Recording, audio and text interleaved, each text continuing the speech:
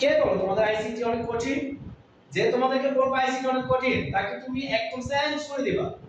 আজকে ভিডিওটা দেখো না, মনে হবে আইসিটি এমন কঠিন। কঠিন কিছুই না, তুমি জাস্ট দেখো। স্নেহা এসএসসি শিক্ষার্থী বিন্দু, আজকে ভিডিওটা তোমাদের জন্য একটি খুব মজাদার একটা ভিডিও হতে যাচ্ছে। কেন মজাদার ভিডিও? কারণ তোমরা অনেকে তৃতীয় অধ্যায়টাকে অনেক কঠিন মনে করো। আল্লাহ, লজিক গেট কিভাবে করবো, পারবো না তো, লজিক গেট এত কঠিন। আর বাবা শোনো, শুধুমাত্র খালি লজিক গেট শব্দটা শুনে যে কঠিন মনে করো তা কিন্তু না। কারণ এখানে এমন এমন কিছু টপিক আছে যে টপিকগুলো খুবই সিম্পল। তুমি একটু ক্লাসটা করে দেখো না, আমার ভিডিওটা খুব শেষ করে দেখো, দেখ তুমি মন্তব্য করো যে কেমন লাগছে তোমার কাছে। এত সহজ টপিক থাকতে তুমি কেন তৃতীয় অধ্যায়ের মতো একটা স্বর্ণের দাম, বর্তমানে স্বর্ণের কি দাম দেখছো, এই স্বর্ণের দামের মতো নাম্বার পাবা এই ভিডিওটা দেখলে, এই টপিকটা করলে। এতটা ইন্টারেস্টিং একটা টপিক। আমার এই ইউটিউব চ্যানেলে অলরেডি অ্যাডার নিয়ে একটা ভিডিও দেওয়া হয়েছে, তোমরা ওই ভিডিওটা দেখে আসো। ওটা একটা টপিক, ওটার সাথেই আরেকটা টপিক হচ্ছে এনকোডার এবং ডিকোডার।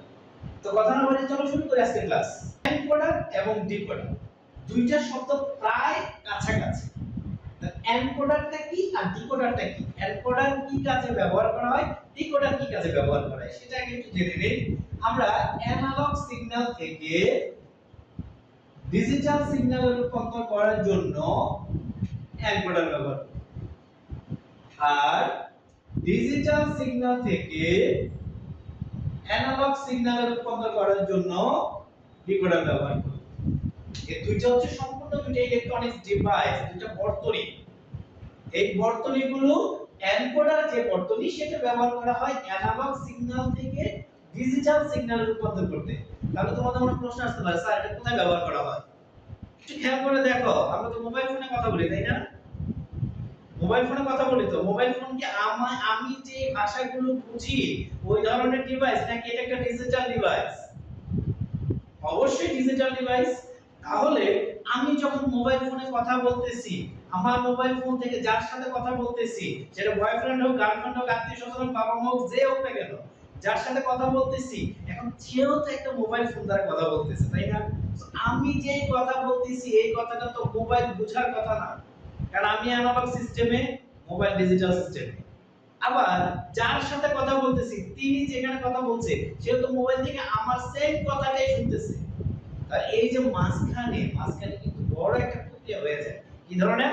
আমি যখন কথা বলছি আমারটা অ্যানালগ, আর আমার এই ডিভাইসটা, মোবাইল ফোনটা সেটাকে ডিজিটাল সিগন্যালে রূপান্তর করে।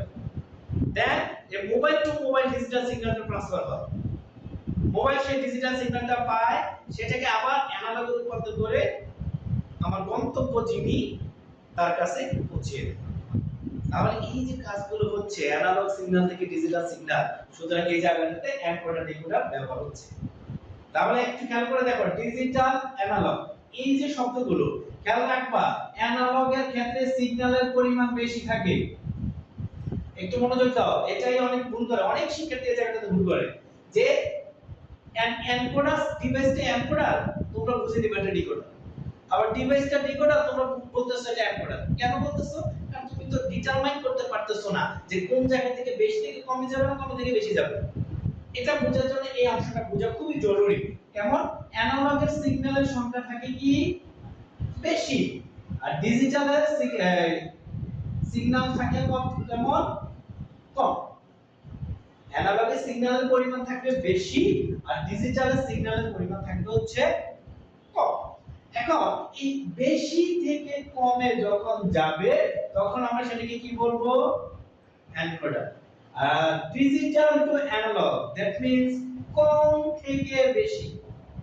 কারণ ডিজিটাল সিগন্যাল হচ্ছে কম, অ্যানালগ সিগন্যাল হচ্ছে বেশি। তাহলে কম থেকে বেশিতে যাবে যখন, তখন সেটাকে আমরা কি বলছি? তাহলে এখন থেকে আমরা যদি ব্লকটা দেখি, চিত্রটা দেখি, দেখলে আমরা বুঝে যাব না কোনটা এনকোডার কোনটা ডিকোডার। খুব সহজে বুঝে যাব, কারণ বেশি সিগন্যাল কম সিগন্যাল থেকেই আমরা বুঝে যাব। তাহলে এখন একটু শুরু করি। আমরা প্রথমে এনকোডার করি। এনকোডার, এই এনকোডারটা দুই রকমের হয়। কিভাবে? একটা হচ্ছে 4 টু 2 বিট, আর একটা হচ্ছে 8 টু 3 বিট। অর্থাৎ চারটা ইনপুট প্রদান করবে, দুইটা আউটপুট বের হবে, এটা একটা এনকোডার। অথবা আটটা ইনপুট ঢুকবে, তিনটা আউটপুট বের করবে, 8 2 3। সো এই দেখো, এই যে দুই রকমের এনকোডার আমরা দেখলাম। দেখো তো প্রথম অংশে কি বেশি নাকি কম? বেশি। দ্বিতীয় অংশে কম, তাহলে এটা অ্যানালগ। আমি তোমাদেরকে 4 to 2 বিটের অ্যাক্টিভিটিস গুলো দেখাচ্ছি। এখন আমরা 4 to 2 বিট এনকোডার নিয়ে কথা বলছি। দেখো, যেহেতু এখানে বললাম যে 4 to 2 বিট, তাহলে 4 to 2 বিটের জন্য আমরা একটা ব্লক কম্পিউট করি। এটা একটা ব্লক, এখানে 1 2 3 4 5 6, টোটাল এই 6টা দাগ বিশিষ্ট এই ধরনের একটা স্কয়ার বা রেক্টেঙ্গেল আয়তাকার একটা আকৃতি তোমাদের উদ্দীপক আকারে থাকবে। কোশ্চেনটা বুঝে নাও কি ধরনের আসতে পারে পরীক্ষায়। একটা ব্লক দেওয়া থাকবে, জাস্ট এই বক্সটা দেওয়া থাকবে, এই বক্সে আমি এক পাশে 4টা আরেক পাশে 2টা দিয়েছি। হয়তো তোমাদের পরীক্ষায় এক পাশে 4টা দেওয়া থাকবে না, 2টা 2টা 2টা 2টা করে দেওয়া থাকবে, বা 2টা 2টা একটা একটা করে দেওয়া থাকবে। দ্যাট মিন্স তুমি মনে রাখবে যখন এই ব্লকের মধ্যে 6টা দাগ আছে, কয়টা দাগ আছে টোটাল? 6টা দাগ থাকলে তুমি এটা বুঝে নিবা অবশ্যই এটা হচ্ছে 4 to 2 বিট এনকোডার। ঠিক আছে, অনেক ক্ষেত্রে আবার 4 to 2 বিট এনকোডার 6টা ক্ষেত্রে ডিকোডার হয়, সেই ক্ষেত্রে কিন্তু আমরা দেখব যে জাস্ট দুইটা ইনপুট। আমরা পরে দেখতেছি সেটা। এখন এই ইনপুটগুলোর নাম আমরা দিচ্ছি D0 D1 D2 D3, আর আউটপুটগুলোর নাম দিচ্ছি AB। যেহেতু AB হচ্ছে ডিজিটাল সিগন্যাল, ডিজিটাল সিগন্যালের জন্য আমরা আউটপুট দিচ্ছি AB, আর ইনপুটগুলোর নাম দিচ্ছি D0 D1 D2 D3। এবার এটার জন্য আমরা একটা সত্যক সারণী তৈরি করব, ট্রুথ টেবল। দেখো,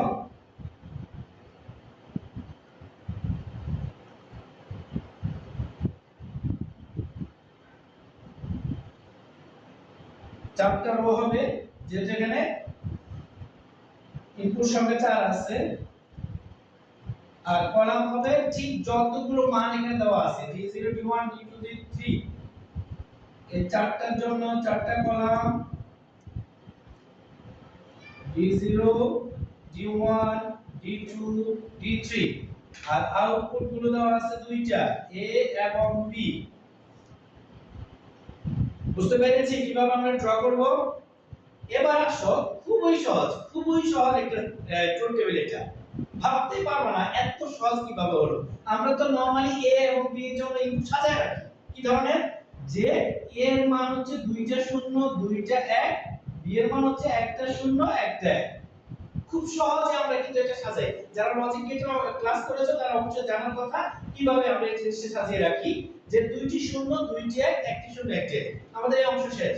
এবার ডি অংশ যেটা আছে এটা কিভাবে সাজাবো? দেখো, প্রথম ঘরটা আমরা 1 লিখব, খুব মনোযোগ। প্রথম ঘরটা 1, ঠিক তার কর্নারের ঘর 1, তার কর্নারের ঘর 1, তার কর্নারের ঘর 1, আর বাকি যা থাকবে সব হচ্ছে 0। কঠিন মনে হচ্ছে? মোটেও না, কত সহজ একটা ট্রুথ টেবিল। দিয়ে প্রথম ঘরটা 1 হবে, কর্নার গুলো 1 দিব, বাকি সব 0, আর আউটপুটটা আগে সাজায় ফেলবো, অর্থাৎ A এবং B এর ঘরটা আগে সাজায় ফেলবো। এবার এটার জন্য আমরা ফাংশন তৈরি করি।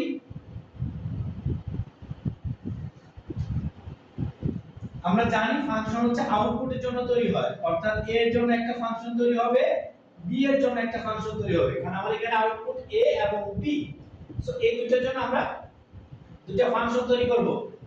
যখন ফাংশন তৈরি করব তখন অবশ্যই আমরা 1 কে কাউন্ট করি। তো A এর জন্য যখন ফাংশন বানাচ্ছি A 0, বা এখানে 0 পাইছে, এটাও বা এটা কত পেলাম 1, তার মানে এই 1 আসবে কত থেকে? দেখো, D2 এর মান থেকে 1 আসলো। দ্যাট মিন্স আমরা এখানে লিখব D2, আরো একটা 1 আছে যোগ, এই 1 আসলো কত থেকে? D3 থেকে আসলো, D3, আর কোনো 1 নাই, এটা ফাংশন কমপ্লিট। বি এরটার জন্য দেখি আমরা এখানে 1 পেয়েছি, এটা আসলো D1 থেকে, আমরা লিখলাম D1, দেন সামনে যাব আরেকটা 1 পাইছি যোগ এই 1 টা আসলো D3 থেকে, আমরা লিখব হচ্ছে D3। এই তো হয়ে গেল আমার a এবং b দুইটার জন্য ফাংশন হয়ে গেল। এখন আমরা এই ফাংশন থেকে লজিক সার্কিট অঙ্কন করব, কারণ পরীক্ষায় আমাদের হয়তো এই ব্লকটা দেওয়া থাকবে উদ্দীপকে, আর প্রশ্ন করবে যে এই উদ্দীপকের 1 নাম্বার চিত্রে লজিক সার্কিট অঙ্কন করো। আর লজিক সার্কিট অঙ্কন করতে গেলে আমার ফাংশন দরকার, ফাংশন তৈরি করতে হলে আমার ট্রুথ টেবিল দরকার, সুতরাং পুরোটাই আমাকে সলভ করতে হবে। আর যদি পরীক্ষায় শুধুমাত্র ফাংশন বের করতে বলে তাহলে লজিক সার্কিট করা দরকার নেই। আমরা লজিক সার্কিট আঁকতেছি, এখানে কি কি আছে D1 D2 D3, তিনটা লাইন দিব আমরা, D1 D2 D3, মাঝখানে যোগ চিহ্ন আছে সেজন্য আমরা ব্যবহার করব OR গেট, কারণ OR এর কাজ যোগ করা। তার মধ্যে D2 থেকে মান যাবে, আমরা D2 থেকে সংযোগ লাগিয়ে দিলাম, D3 সংযোগ লাগিয়ে দিলাম, আলটিমেটলি আমি পাচ্ছি a এর মান। একই ভাবে এখানে b এর জন্য করতেছি, এখানে যোগ চিহ্ন আমি OR গেট নিলাম, এখানে সংযোগ যাবে D1 থেকে আর সংযোগ যাবে হচ্ছে D3 থেকে, আমরা পাচ্ছি b এর মান। এই তো শেষ আমাদের 4 to 2 বিট এনকোডার। তো যারা তোমরা 4 to 2 বিট এনকোডারটা শিখতে পেরেছো, অবশ্যই তারা 8 to 3 বিট এনকোডার জানবে। সেটা কিভাবে হবে? সেম ব্লক, এই পাশে হবে 8টা দাগ, যেহেতু 8 2 3 তাহলে 8টা এই পাশে থাকবে আর এই পাশে থাকবে 3টা 3 a b c, আর এখানে D0 থেকে D7 পর্যন্ত। ঠিক সেম ওয়েতে আমরা ট্রুথ টেবিল করব, সেক্ষেত্রে রো এর সংখ্যা হবে 8টা, নেক্সট রো 9টা, আর কলাম যে কয়টা ভ্যালু দেওয়া থাকবে D0 থেকে D7 পর্যন্ত, পাশাপাশি a b c এর জন্য আগে a b c মানগুলো বসিয়ে ফেলবা, দেন D0 থেকে D7 পর্যন্ত কর্নার 1 1 1 1 দিয়ে বাকি সব 0, ঠিক এই প্রসেসে করে ফেলবা। ফাংশন বানাবা সেম ওয়েতে এবং লজিক সার্কিটটা একই ভাবে করবা। তোমরা এটা সলভ করে অবশ্যই আমাদের এই ভিডিও কমেন্টসে জানিয়ে দিবে। তোমাদের যদি ভুল হয়ে থাকে আমরা সেই ভুলটিকে ধরিয়ে দিব এবং কিভাবে সেটা সংশোধন করা হয় সেটা আমরা ওখানে দেখিয়ে দিব। তো এই হচ্ছে আমাদের 4 to 2 বিট এনকোডার। এখন আমরা ডিকোডার নিয়ে একটু আলোচনা করছি। যে দুইটা এনকোডার টাইপ ছিল, একটা 4 to 2 লাইন আর একটা হচ্ছে 8 to 3 লাইন। আমরা এই দুইটার মধ্য থেকে যে কোনো একটা সলিউশন করে দেখলাম, আর এটা আমরা বাসায় প্র্যাকটিস করব বলে রেখে দিয়েছি। এখন আমরা শিখব ডিকোডার। ডিকোডার ঠিক ডিকোডার এনকোডারের মতোই দুইটি টাইপের হয়। এই ক্ষেত্রে এটা হচ্ছে 2 to 4 লাইন আর এটা হচ্ছে 3 to 8 লাইন। দুটো টাইপের ডিকোডার, একটা হচ্ছে 2 to 4 লাইন, কারণ এটা ছিল ডিকোডারের কাজ হচ্ছে ডিজিটাল সিগন্যাল থেকে অ্যানালগ সিগন্যালে রূপান্তর করা, আর ডিজিটাল সিগন্যালের পরিমাণ কম থাকে সেজন্য 2 হচ্ছে আগে 4 হচ্ছে পরে, 3 হচ্ছে আগে 8 হচ্ছে পরে। সো আমরা ব্লক দেখে বুঝে যাব কোনটা এনকোডার কোনটা ডিকোডার। ডিকোডারের সামনে কম পিছনে বেশি, এনকোডারের সামনে বেশি পিছনে কম, এটা মনে রাখবা। তো যেহেতু আমি এনকোডারের বেলায় ছোটটা করাইছি আর ডিকোডারের বেলা আমি এখন বড়টা তোমাদেরকে সলভ করে দেখাচ্ছি। আমি এখন করব 3 to 8 line decoder. 3 to 8 line decoder. এটা দেখতে হচ্ছে এরকম হবে, এই যে ব্লকটা আমি এখন করলাম, এখানে ইনপুট ঢুকবে হচ্ছে তিনটা a b c, এটা আমরা ফিচার ধরে নিয়েছি, অন্য যে কোনো ভ্যালু তোমরা এখানে ইউজ করতে পারো। আর আউটপুট হবে 8টা 2 3 4 5 6 7 8, d0 d1 d2 d3 d4 d5 d6 d7। এই হচ্ছে আমাদের 3 to 8 এর ডিকোডারের ব্লক ডায়াগ্রাম। অর্থাৎ পরীক্ষায় এই ধরনের একটা ব্লক অঙ্কন করে দেখাইতে পারে যেখানে তিনটে ইনপুট থাকবে আর 8টা আউটপুট এখানে দেখাবে। এটার জন্য সপ্তক সারণীটা আমি এখানে লিখছি।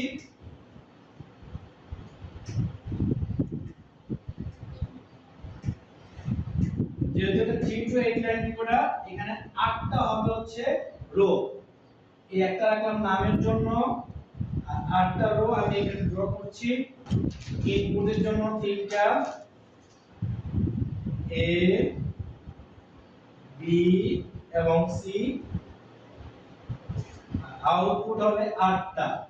আউটপুট গুলো হচ্ছে D0, D1, D2, D3, D4, D5, D6 এবং D7। ইনপুট গুলো আমি হচ্ছে নরমালি ডিজিটাল যেভাবে সাজাই এভাবে সাজাচ্ছি। তিনটার ক্ষেত্রে প্রথম হচ্ছে চারটা শূন্য, চারটা এক, তারপর দুইটা শূন্য, দুইটা এক, দুইটা শূন্য, দুইটা এক, একটা শূন্য, একটা এক। এই সিকোয়েন্স মেইনটেইন করে আমরা এবিসি এর অংশটা সাজিয়ে নেব। আর আউটপুট D0 এখানে 1 হবে, ঠিক তার কোণার ঘর 1, তার কোণা 1, তার কোণা 1, তার কোণা, ঠিক কর্নারের ঘরগুলো 1 1 করে দিব। বাকি সব আমরা 0 বসিয়ে দিব। খুবই মজাদার একটা ট্রুথ টেবিল। এটা যখন তোমরা প্র্যাকটিস করো তখন তোমাদের কাছে অনেক মজা লাগবে। আইসিটি এত মজা, এটা তোমরা যদি আগে জানতা তাহলে সারা দিন আইসিটি নিয়ে বসে থাকতা। কে বলো তোমাদের আইসিটি অনেক কঠিন? যে তোমাদেরকে বলবো আইসিটি অনেক কঠিন তাকে তুমি একদম চেঞ্জ করে দিবা। আজকে ভিডিওটা দেখো না, মনে হবে আইসিটি এমন কঠিন? কঠিন কিছুই না, তুমি জাস্ট দেখো। এভাবে আমরা ট্রুথ টেবিলটা করলাম। এখন ট্রুথ টেবিল থেকে আমরা ফাংশনগুলো বের করব। আমি আগে বলেছি ফাংশন শুধুমাত্র আউটপুটের জন্য হয়, তাহলে এখানে আউটপুট আছে হচ্ছে 8টা।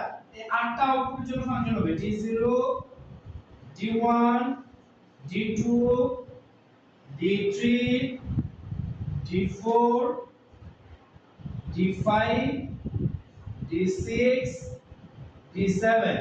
এই 8টার জন্য আমাদের ফাংশন বের করতে হবে। দেখো আমরা জানি যে 1 নিয়ে কাজ করা হয়, ফাংশন যখন বের করব D0 বরাবর এখানে 1 আছে, আর কোথাও কিন্তু নাই। D0 এ 1, একটা 1 আছে পুরো লাইনের মধ্যে, দেখো একটা 1 আছে, যেটা আসলো a এর মান 0, b এর মান 0, c এর মান 0 থেকে। অর্থাৎ a এর উপরে বার বসবে, b এর উপরে বার বসবে, c এর উপরে বার বসবে। তিনটা মানই 0, এজন্য তিনটার উপরে বার বসবে। D0 তার কোথাও 1 নাই, ফাংশন হয়ে গেছে। এবার D1, এখানে এই জায়গাটাতে 1 আছে, যেখানে a এর মান 0, b এর মান 0, c এর মান 1। তার মানে a এর উপরে বার, b এর উপরে বার, c এর উপরে বার বসবে না, যেহেতু c এর মান 1 রয়েছে। আর কোনো 1 নাই, আমাদের D1 কমপ্লিট। এবার D2 আসো। D2 তে আছে a এর মান 0, b এর মান 1, c এর মান 0। অর্থাৎ a এর উপরে বার, b এর উপরে বসবে না, c এর উপরে বার। যেহেতু b এর মান 1 আছে এজন্য এটা বসতেছে না। আর কোনো 1 নাই, আমাদের এটা কমপ্লিট। এবার আসে D3। D3 তে এখানে 1 পেয়েছি, যেটা a এর মান 0 আর b এবং c এর মান 1। অর্থাৎ a এর উপরে বার, b এবং c এর উপরে বার বসবে না। একই ভাবে আমি D4 এরটা তৈরি করি।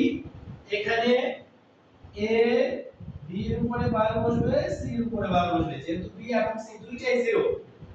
তারপর আসো D5। এখানে b এর উপর শুধু বার বসবে। তারপর আসো D6। এখানে শুধু c এর উপরে বার বসবে। তারপর D7। এখানে কারো উপরে বার বসবে না, যেহেতু কারো মান এখানে 0 নাই, সবগুলোই 1 দেওয়া আছে। এই হচ্ছে আমাদের এই 3 to 89 ডিকোডারের ফাংশনগুলো, প্রত্যেকটা আউটপুটের ফাংশন। এখন আমরা ফাংশন থেকে লজিক সার্কিট অঙ্কন করব। দেখতে যদিও একটু কেমন যেন মনে হয় যে একটার সাথে আরেকটা কেমন কেমন দেখতে কঠিন, বাট এগুলো ড্র করার মজাটাই আলাদা। জাস্ট স্কেলটা হাতে নিবা, পেন্সিলটা হাতে নিবা, সুন্দর করে এভাবে একটা দাগ দিবা। যে দাগটার নাম দিব হচ্ছে এ। একই ভাবে একটু ফাঁকা রেখে আরেকটা দাগ দাও, এটার নাম দিবা বি। ফাঁকা রেখে আরেকটা দাগ দাও, এটার নাম দিব হচ্ছে সি। যেহেতু বারের ব্যবহার আছে, তুমি ইকুয়েশনগুলো তো দেখো, ফাংশনগুলো তো দেখো, বারের ব্যবহার আছে, আমরা প্রত্যেকটার সাথে একটা নট গেট ব্যবহার করে বারের জন্য একটা লাইন নিয়ে নিচ্ছি। এর জন্য নিলাম, বি এর জন্য নিলাম এবং সি এর জন্য নিলাম। That's it. কঠিন কিছু মোটেও না, নিলাম। এখন এ বার, বি বার, সি বার, এখানে মাঝখানে কোনো রকম চিহ্ন নাই। যখন কোনো চিহ্ন থাকবে না তখন আমরা ধরে নিব এখানে কোন চিহ্ন আছে। আর গুণের জন্য কাকে ব্যবহার করা হয় লজিক গেট, অবশ্যই এন্ড। সো আমরা একটা এন্ড গেট এখানে নিব, এন্ড গেট নিলাম। এখানে মান নিচ্ছি a bar b bar c বার, অর্থাৎ এই সংযোগ থেকে আমরা নিব,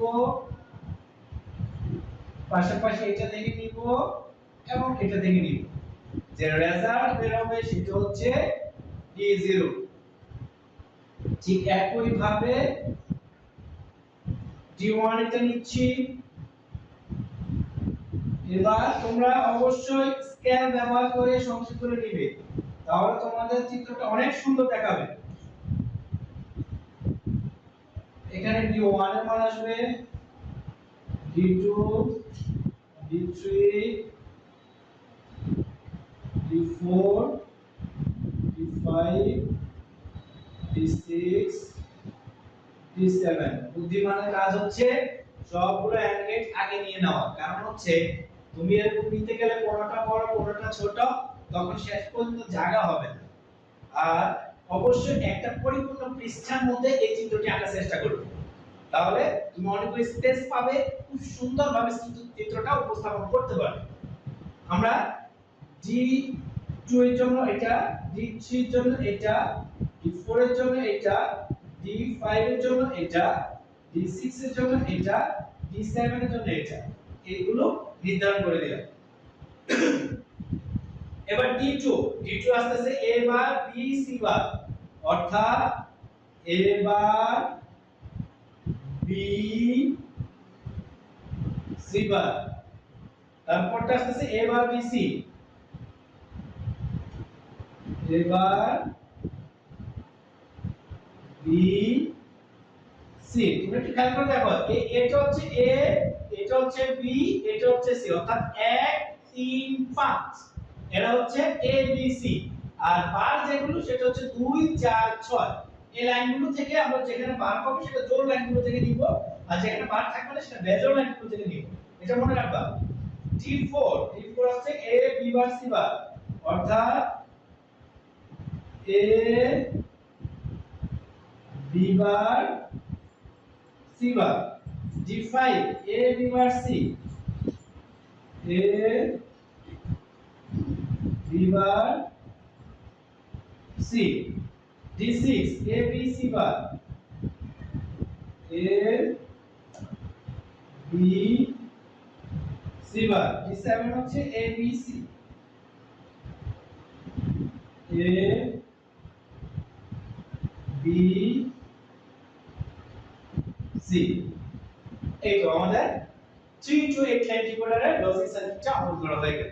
এইভাবে দিতে পারলে কোনো মুখস্থ নাই, জাস্ট একটা ব্লক থেকে সত্যক সারণী, সত্যক সারণী থেকে ফাংশন, ফাংশন থেকে লজিক সার্কিট, কোনো মুখস্থ কিছু নাই, কোনো প্যারা নাই। দেখে দেখে দেখে দেখে করে আমরা সুন্দর মতো 4 আর 3 7 মার্ক এখান থেকে উঠিয়ে নিয়ে আসতে পারবো। ধন্যবাদ সবাইকে আজকে ভিডিওটি মনোযোগ সহকারে দেখার জন্য। পরবর্তী ভিডিও দেখার আমন্ত্রণ জানিয়ে এখানে শেষ করছি। আল্লাহ হাফেজ।